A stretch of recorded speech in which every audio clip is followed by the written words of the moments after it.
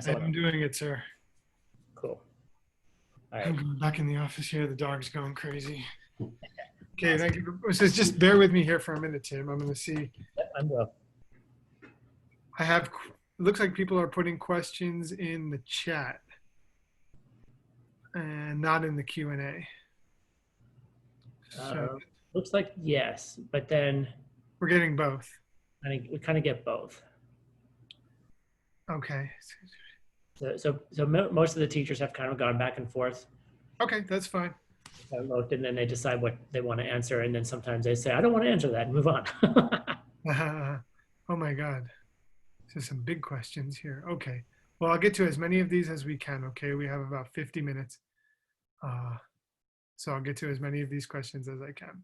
So thank you all for sticking around, and I'm excited about the translation program and excited to Q&A with you guys. So somebody asks, Chi Yuan Choi says, "Hi Nick, can you please explain the 3 steps to teach emptiness in more detail?" So that's what we just went over with Geshe Michael, right? So let me pull the text back up on my computer because I was reading from his version. I don't know that I'll be able to go into more detail than Geshe Michael did, but let's see.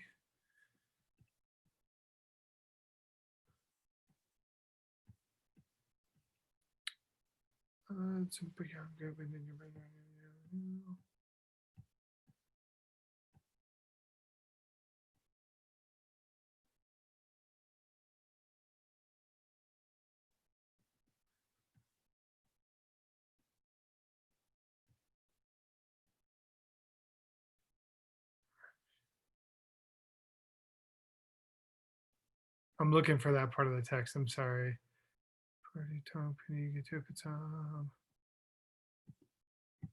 Let's try to remember them because I don't want to take too long on this, but we just did it. So it was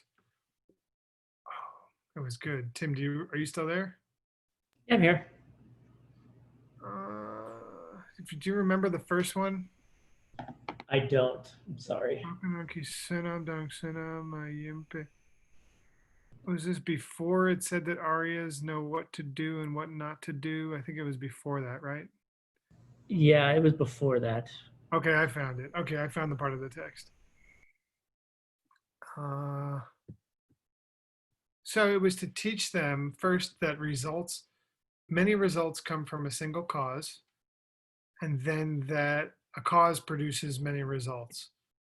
So I think this whole section is trying to help point people toward renunciation and getting fed up with samsara and getting fed up with this whole situation of being stuck in the wheel of life. So um, it starts by saying teach people that uh, a result has many causes. And I personally, like when I hear this, what it feels like the point is that you do one thing and all of a sudden all these, you know, terrible things can happen to you in your life. Or one result could just be from your habits of doing. I think it's particularly focused on negative things because this is all teachings to try to help people get sick of life. So it's like to see that your karmic propensities are causing you suffering in ways that you cannot even predict. So you could have a certain habit over time, and that can cause some kind of terrible results. So you're building these causes over time, and then you're going to have some kind of miserable experience in your life. I mean, of course, we could look at these in the positive way, but where this is going is to get people to have renunciation in this particular section of the text. And then to say that one result has, or one cause can have many results, it's the same thing. Like you could do something, you don't know what's going to come from it. Maybe a million things are going to come from it. Karma grows, I almost think would have been an appropriate thing to put here too. Not that I'm telling Gyaltsab J how to write a book. Um, just these ideas, I think, to get you, first of all, paying attention to the idea of cause and effect and karma, and then thinking about how they affect your life. So that's where to start. teaching people. I think these are the three that you're talking about, right? Let me see. Yi Chen.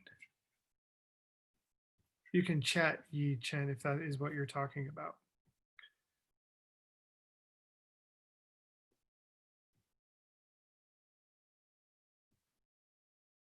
So, okay, that is what you're talking about, the 3 steps. So that's the first and second. And then the third one is everything gets destroyed without even any effort.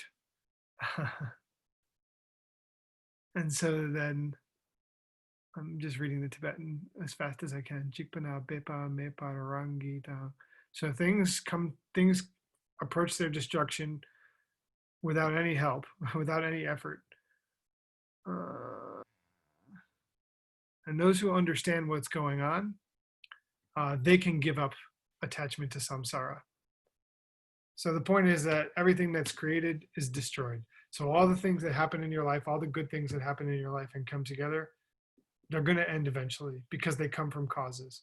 And once the causes wear out, the results wear out. So things are dependent on their causes in that way. I mean, once the causes wear out, then it's just a process of deterioration until those results are gone. Does that make sense? I hope so. So the point of that verse is that if people understand those things, lots of causes, one result can have lots of causes, one cause can have many results, and then everything is destroyed without us trying to destroy them. If we would understand that, then we would diminish our attachment to samsara. And if we could diminish our attachment to samsara, then we have a chance to learn about emptiness. First, we diminish our attachment to samsara, then we diminish our attachment to things having a self. And that's if we have a skillful teacher who knows how to take us there through this process. And then we can see emptiness directly and get free. All right, let's see, another question.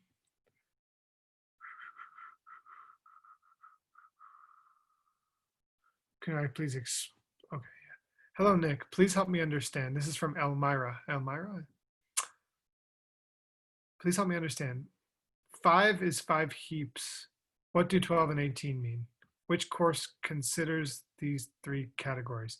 5 is 5 heaps, that's right. 12 is the 12 doors of sense, 12, which means the sense powers and the sense objects. So like the sense of smell and something that you smell, sense of taste and the apple that you taste, sense of vision and the thing that you see, you know. So that's when you divide the world. Basically, there are 3 ways of dividing the world. You can divide the world into the 5 heaps, which is suk, form, or physical reality, feelings, discrimination, other mental things going on other than feelings and discrimination. And the 5th one is awareness. So that's the 5 heaps. And then the 12 doors are each of the 5 senses, plus the objects of those senses, plus the sense of thought. So like mental sense consciousness and whatever the object of thought is, whatever it is that you're thinking about. So that's 12. And then 18, the division into 18 is those same 12 plus the sense consciousness. So there's an awareness associated with each sense power. And we call that the eye sense consciousness, or the mouth, taste, tongue sense consciousness, or something like that. So there's an awareness of the sense. Sorry, baby's crying. So that's what the 18 means. I hope that's clear. It's the 12, it's the 6 senses, which include thought, the 6 objects of those senses, and then 6 consciousnesses, which become aware of those objects that are attached to each sense. That's 18. Why are they located? Oh, another question from you. Oh, which course considers these 3 categories? You mean ACI course?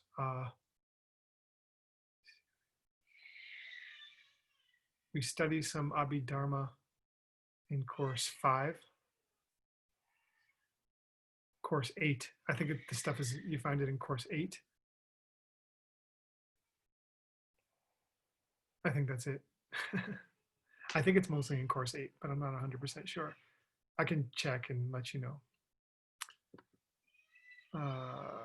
And what symbolize the animals in this? What do the animals in the center of the wheel of life symbolize? Why are they located in the center of the wheel?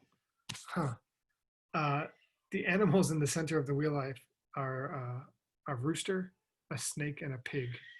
And the rooster symbolizes your desire or attachment. The snake symbolizes your aversion or hatred or anger. And the pig symbolizes your misunderstanding. And when we talk about desire and aversion or hatred, we're not just talking about desire in general, but we're talking about desire rooted in ignorance. So an example, I think most of you guys know this already, we call it ignorant desire. An example of ignorant desire is like, I want this water because I believe that the water has some power to make me feel better. I believe that there's something in the water that's going to make me happy. And so I reach for the water with that mistaken belief. So when I grab this water with that mistaken belief, I'm creating karma, and that's why those things are in the center of the wheel, because it's action. Karma means action. Okay, the word karma in Sanskrit, one of the most literal English translations is action. So it's referring to the fact that, like, I see this water, I perceive it as separate from me. I perceive it as not coming from seeds. And that's link 1 of the wheel, right? Misunderstanding. So that causes me to reach for it with this mistaken belief. And the action of reaching for it with the mistaken belief, that is karma. And that creates more karma. That plants the seed. That's what Geshe Michael is always talking about when he says plants the seed. So my desire for this is the rooster in the center of the wheel of life, because I believe, look, it's fizzy water, and I believe that fizzy water has the power to make me happy. And I do believe that on some level. That's why I just spent like $150 on a fizzy water maker.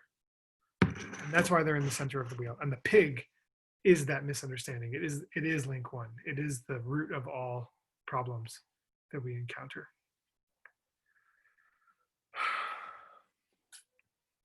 Okay. Let's see.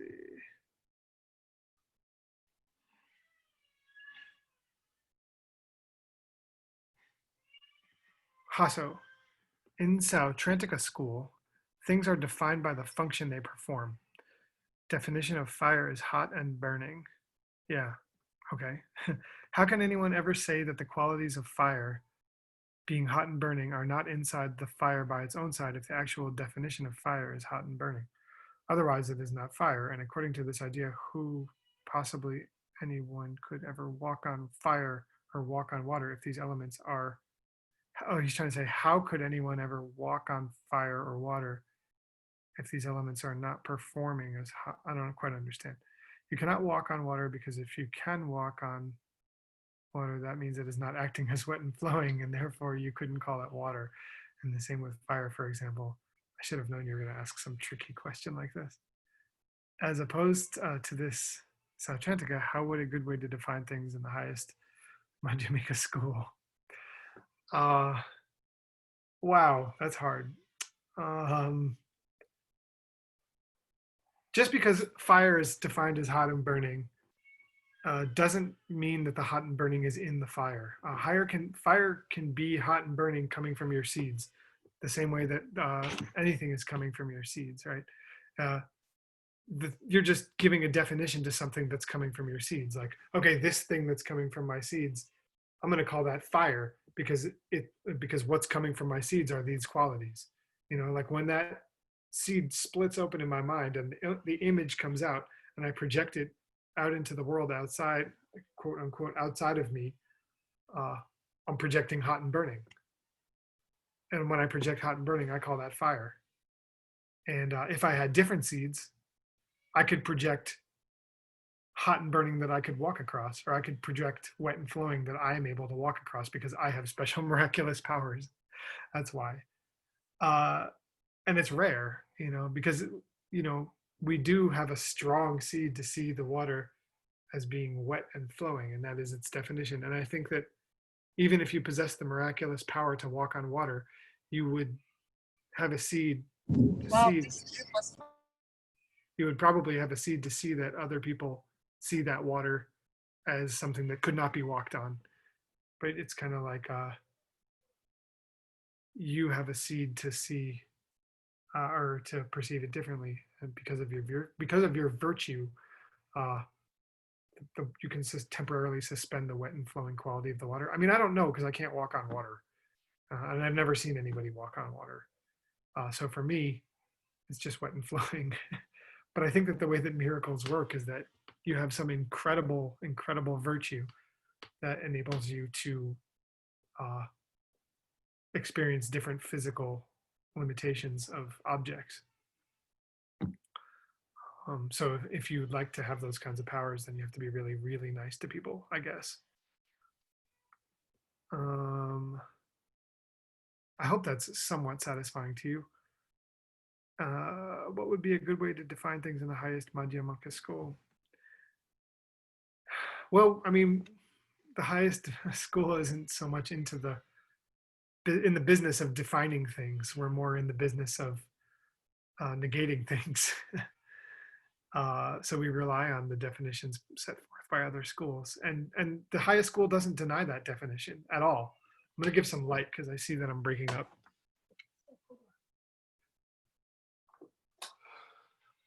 I don't know if that's going to help a little bit, but maybe. Oh, let's go over here.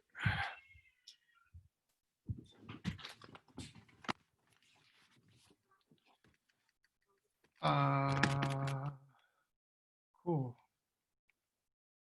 Okay, next question. Thank you. These are really awesome questions. Thank you so far. Gibson. I don't know if this is from you or if you translated it from somebody, but it says, today the text used a comparison between long and short and butter lamp and light. What is the author trying to address here? Man, it's always hard to answer questions about my own text right after we studied it because I haven't had time to digest it yet. Now I have to look back at the text. He was talking about short only exists relative to long. And the light from a butter lamp exists dependent upon its causes. Oh yeah, and the 5 heaps, this thing called the 5 heaps exists dependent upon the different heaps. So these different 5 heaps exist, and then upon the collection of parts, we can say the 5 heaps. And what he was trying to address is that the Buddha talked about these things existing, and then people took it to mean that they exist from their own side. And what Gyaltsab is saying is what Nagarjuna is saying, is that these things, they do exist, but they exist in dependence. They exist dependent upon other things. And so if the Buddha said they existed from their own side, he was being figurative, because it's very clear that these things only exist in relativity. He started using the word tenle, which I think I'm going to translate as relative to, which is kind of cool because it's like Einstein, right? Like the theory of relativity. Everything exists in relative to other things. Like there's no such thing as a short thing. Something that's short in one circumstance is long, a centimeter is long compared to a millimeter. So short doesn't exist from its own side. So he was just illustrating the point that nothing exists from its own side. That's what the text is addressing. I hope that's what you're asking.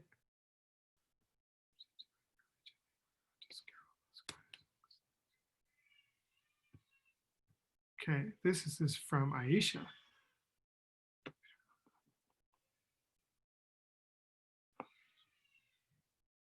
Oh, it doesn't look like it's a question. I think you were answering someone's question, Aisha, or if you do something negative towards someone else in order to reach you.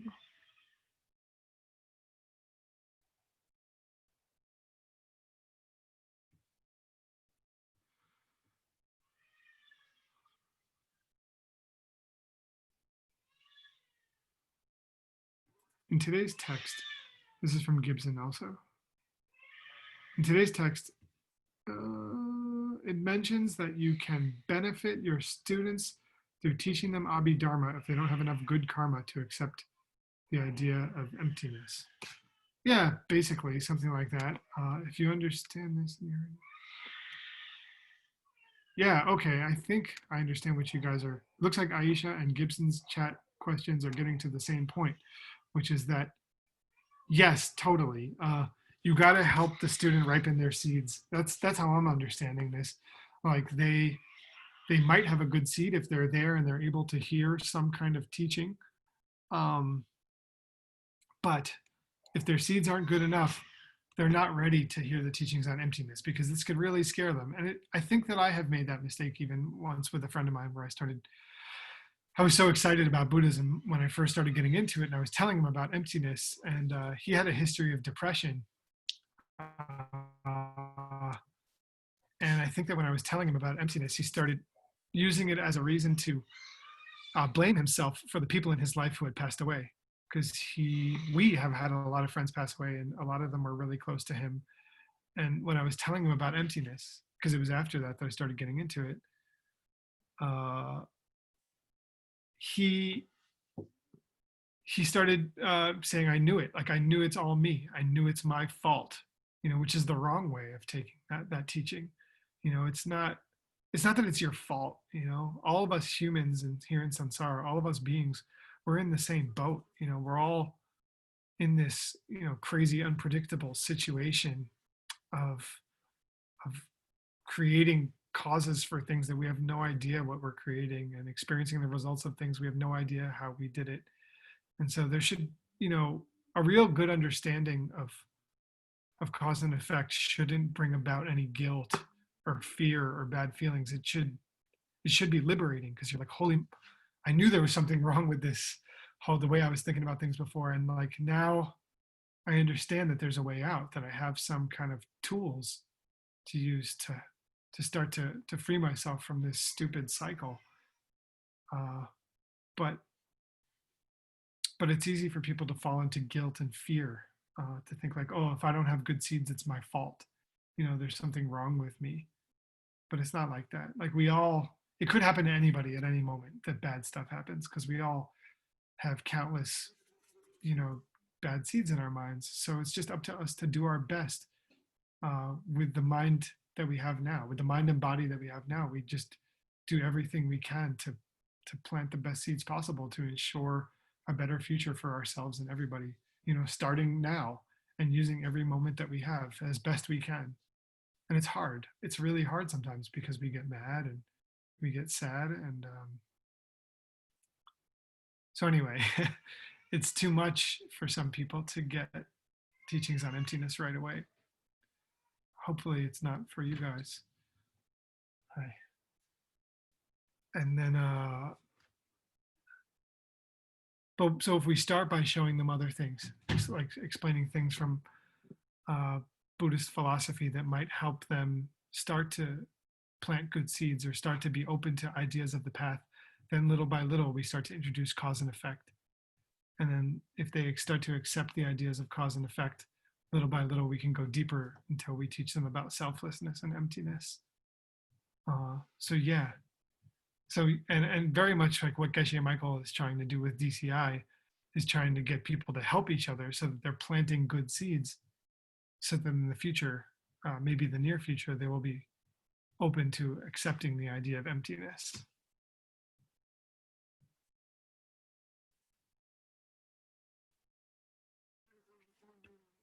Here's another question from Carl Tobias Landemark, which I think is not actually Carl, if I'm not mistaken.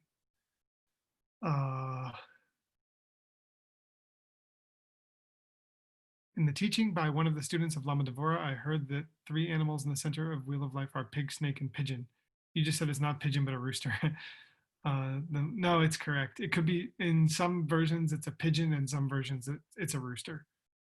I think traditionally, I can't even remember now. I think traditionally it was a rooster, and now more commonly it's a pigeon. Somebody can probably correct me on that. Okay. So I'm not sure which one's older, but they're both correct. And a pigeon's supposed to be a symbol of desire, and so is a rooster. And no problem. Gibson said it does. Someone said, no matter what philosophical school you meditate on, it will cause you to achieve enlightenment in the future. Uh, yeah, I hope so. I mean, I guess that means Buddhist, right, Gibson? Because you could meditate on nihilism, and I don't think that would help you get closer to enlightenment. Or there's lots of weird, dark philosophies that probably wouldn't help you get any closer to enlightenment. But if you're meditating on teachings involving at least love and kindness and cause and effect, then I think that that's going to help direct you toward enlightenment.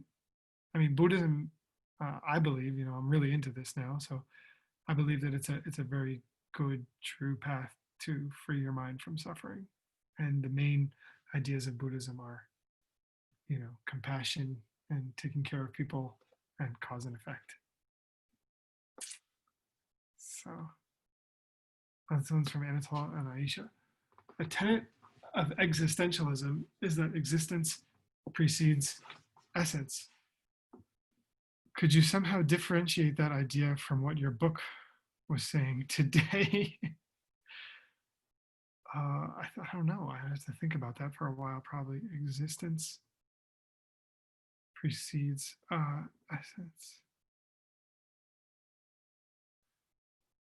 I think I'll just do my best. I mean, this seems like something that we would really need to sit down and have some chocolate cake and talk about.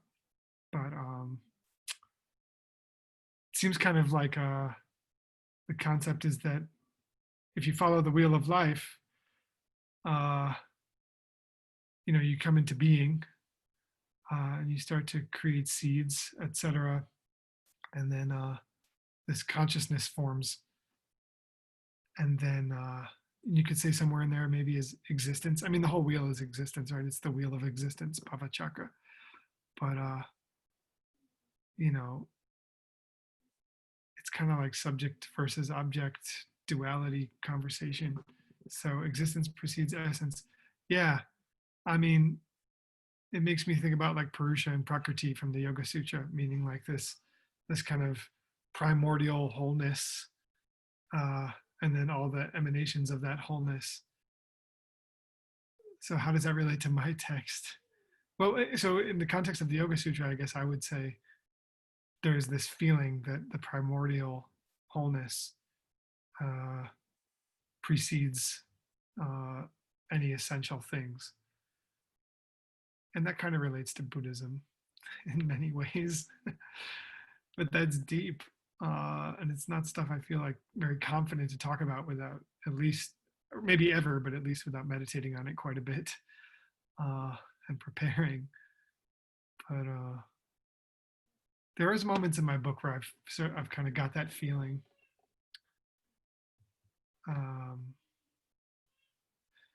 At the end of the day, I don't think any religion, not even Buddhism, any philosophy offers the answer to like what is existence and where does it come from. So maybe essence and existence according to highest middle way. Maybe yeah, maybe according, I was just kind of going there where you just went, Anatole. Maybe according to middle way, it happens simultaneously in a way, like, and that's what we were talking about with long and short, and the light of the butter lamp, and because like there's no butter lamp without the light, and there's no light without the butter lamp, or there's no short without long, and no long without short, and maybe in the same way, subject and object come into being dependent upon each other. I think that's probably the highest middle way philosophy.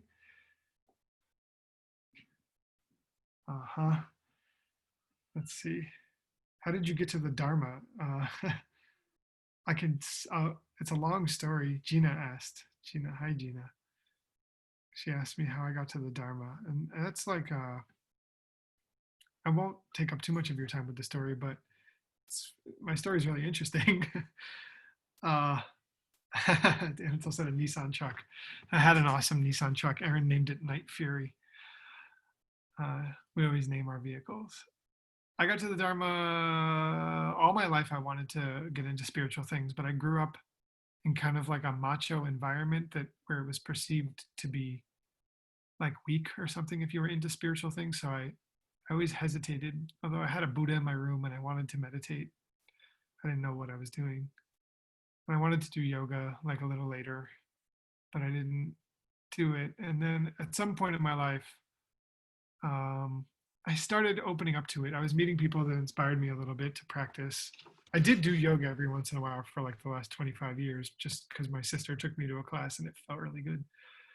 Um, but then I started opening up to it and I started doing this course called The Art of Living, which was really cool, like pranayama practices that opened up the channels. And I had some incredible experiences through doing those practices. And then at some point, I was still not really open, and I was a pretty salty guy. Like I was kind of like not as soft as I am now. And then somebody hit me in the head with a champagne bottle and almost killed me. And I was in the hospital for like 10 days in intensive care, and they had to drill a hole in my head. And I don't know. I mean, the story is so long, but basically, like, I guess all the evil spirits left through the hole in my head, and then I was open to studying. But really, like, just having that experience and thinking that I was going to die, and I really did think I was going to die for a while. Uh, it just made me open to get in touch with what's important, and I realized that there's nothing more important in this life than taking care of people. And just a series of events happened, just weird things pushed me to Geshe Michael. So it was just one seed opening after another.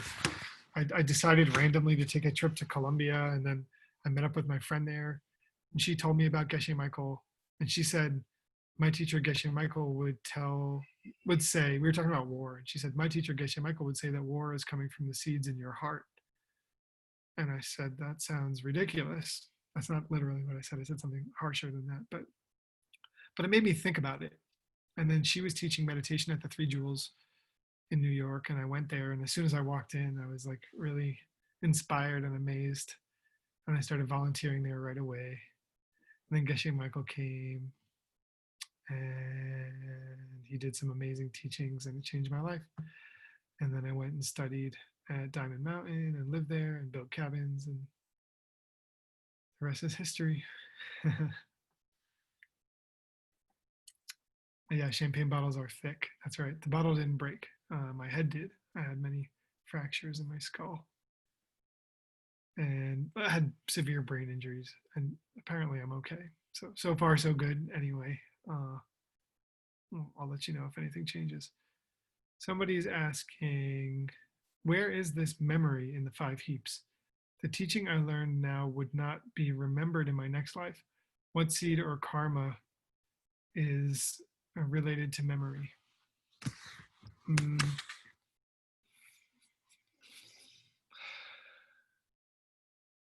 Yeah, I don't know that it, I mean, I guess it falls under other mental factors. So it's the five heaps, right? Soup, physical form, sorrow, feeling, duche, discrimination, duje, which is other mental factors, which would be uh, memory and thoughts and just all the rest of your mind, everything other than discrimination and raw awareness. The fifth heap, awareness, is just raw awareness. So that's just like clear and knowing, the ability to be aware, like the active ability to be conscious. So everything else mental falls onto the fourth heap. And no, it doesn't. It seems like we don't remember one life to the next. Um, Although perhaps, they say that you do carry certain sanskaras, karmic propensities. And, I think that we can do a lot of things in this life that can help us in our next life if we're reborn as a human. I think taking bodhisattva vows, they say, carries through to your next lives. And who knows, but I certainly had a feeling that I had taken bodhisattva vows before when I wanted them and when I took them in this life. It felt like, I mean, who knows? I don't have any direct perception of past lives.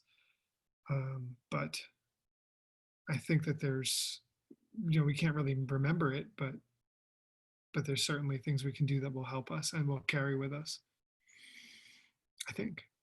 I don't know. And I've had friends who've had weird experiences. I have some friends who have a child who would like have these crazy nightmares of being in war. And he was a very, very young child and he wasn't exposed to any of these things, but he had really, really vivid memories. And I've heard stories like that about people. So maybe there are people who come into this life with really specific memories of things from their past lives. And I think it's possible. I think it's cool. So, is that it? Does anybody else have anything else you want to ask?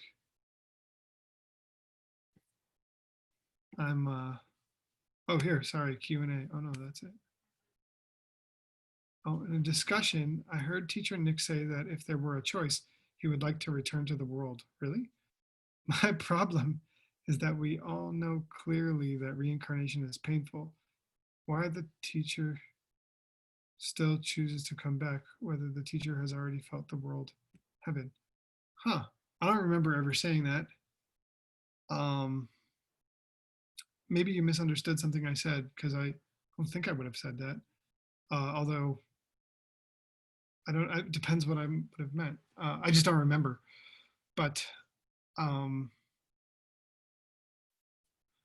if I have a choice, if I have a choice, I want to get enlightened in this life and be in the world to help other people become enlightened too. So maybe I said something like that.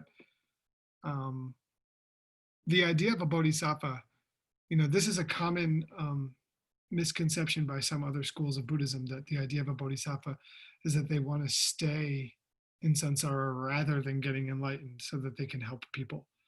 But it's not like that. It's not that they want to not get enlightened and stay and help people. It's that they want to get enlightened and help people because that's the best and probably the only real way to help people.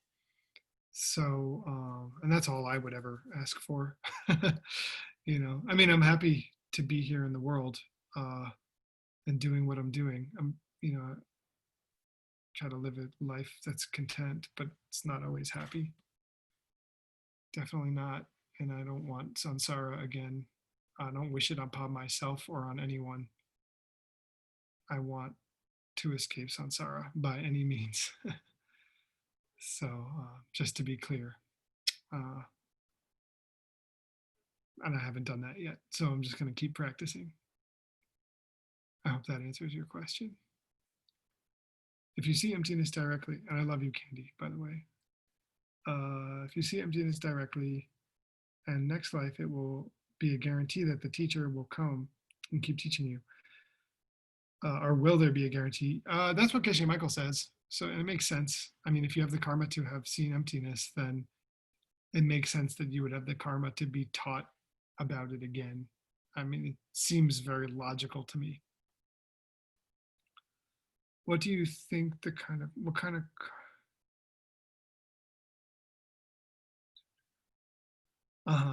So what's the karma to see it? I mean, really the question is about what's the karma to have a teacher come and teach you again.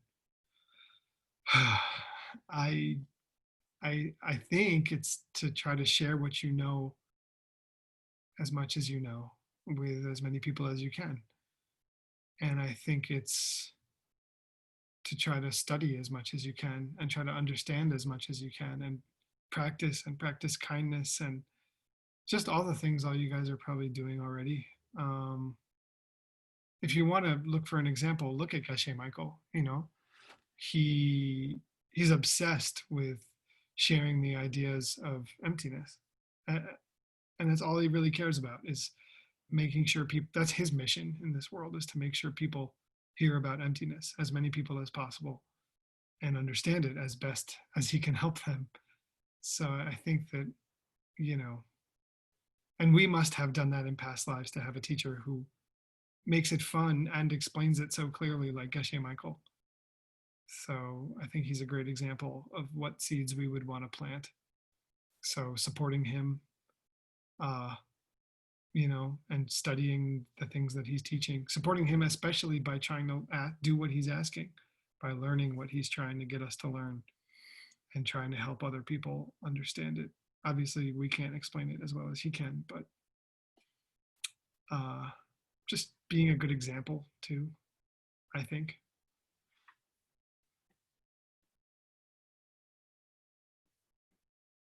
Cool. Is that it for tonight? You can all go, and if you've rejoiced in Geshe Michael's pizza, you can go and enjoy your pizza. So, and I'll go. Okay, here's another one. Good. Can I just go into the world and share the knowledge about the pen at once? Or should I first become a certified teacher? That's a nice question. I I think whatever you do, just make sure you're doing it properly and correctly, and that you're not going to scare anybody, or and definitely be careful about forcing these ideas down people's throats. It's people should be wanting it, or you should feel from them an interest. And then if at any point it feels tense or they're not into what you're talking about, if you're talking about emptiness, just back off, and just kindness. It's always good to fall back on just the golden rule, give what you would like to happen to, do unto others what you would like to happen to you. And yeah, and so it just depends on the person, but if you feel that somebody's really interested in the things that you're learning, I mean, by all means, share. I think that, we're trying to put things in place where if you're going to teach formally or online or something like that, we would like for you to do the training because it's awesome to do the training, and you learn so much, and it helps you be a better teacher, and it helps you not mess up, because once you become a teacher, you're put into a role where people give you a certain kind of power, and there's a lot of potential to make errors in that role.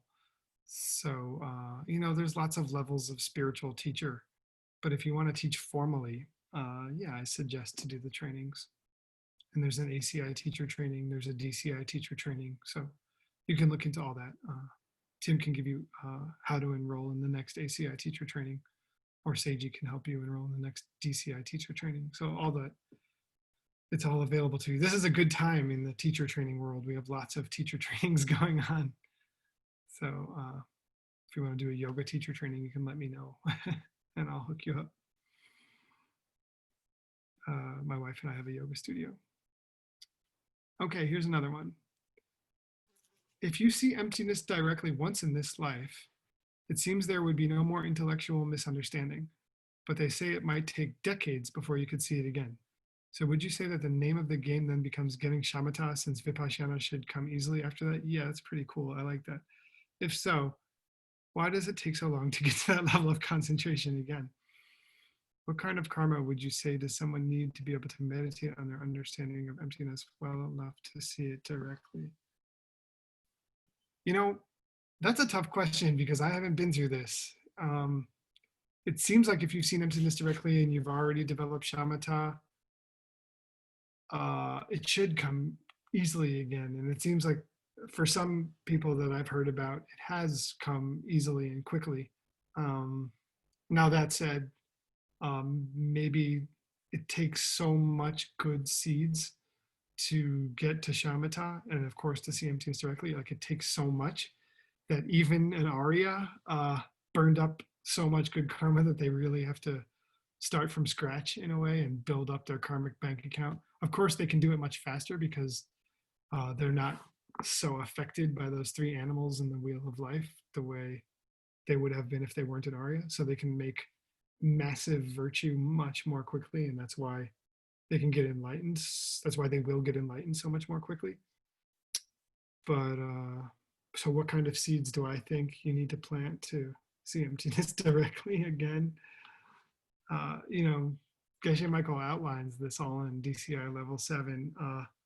One of the main seeds to plant is studying Chichedrak. And you're talking about achieving shamatha, so I think that it's